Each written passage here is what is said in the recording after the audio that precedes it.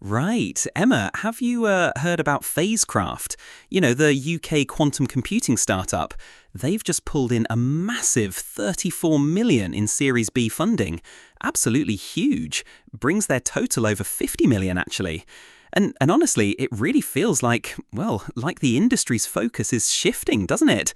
From all the flashy hardware, the big machines, to software. Whoa, 34 million. That's wild. Yeah, I've seen them pop up, but that's a serious chunk of change. So you're saying it's not just about building the fanciest quantum computer anymore?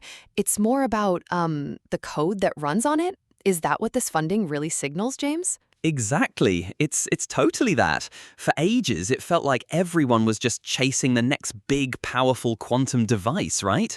But Phasecraft, they're like, nah, we need to make the current noisy ones actually useful. It's a huge pivot, and this investment, it kind of shouts that everyone else is starting to agree. It's a pragmatic, really smart approach. Okay, so they're making the current machines useful. How exactly are they doing that? Because, noisy intermediate scale quantum, that sounds a bit scary, honestly. Like they can't be trusted, you said? What's their trick there? That's the brilliance of it, Emma. Their mission, right? It's super ambitious. They're writing algorithms today that make these imperfect current gen NISQ devices actually work. Not waiting for some quantum utopia way off in the future.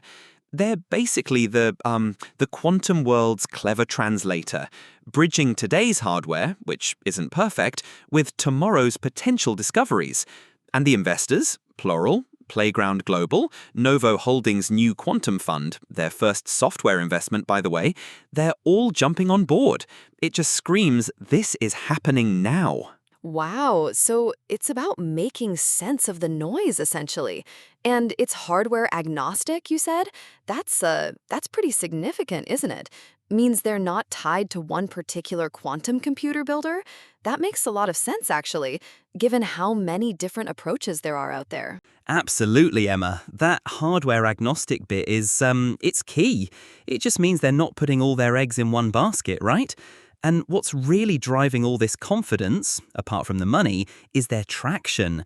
They're already working with the big guns: Google Quantum AI, IBM, Quantinuum, Quera, and beyond that, industrial partners like Johnson Matthey, Oxford PV. They're tackling real-world problems: materials science, drug discovery, energy resilience, stuff that's economically and environmentally urgent. Oh, so it's not just theoretical then.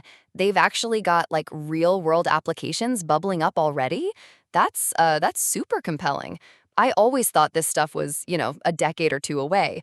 So what's their timeline for actual commercial impact? Well, their CEO, Ashley Montanaro, he's set a really clear goal: scientifically important quantum computations by spring 2026, and commercial deployments not far behind.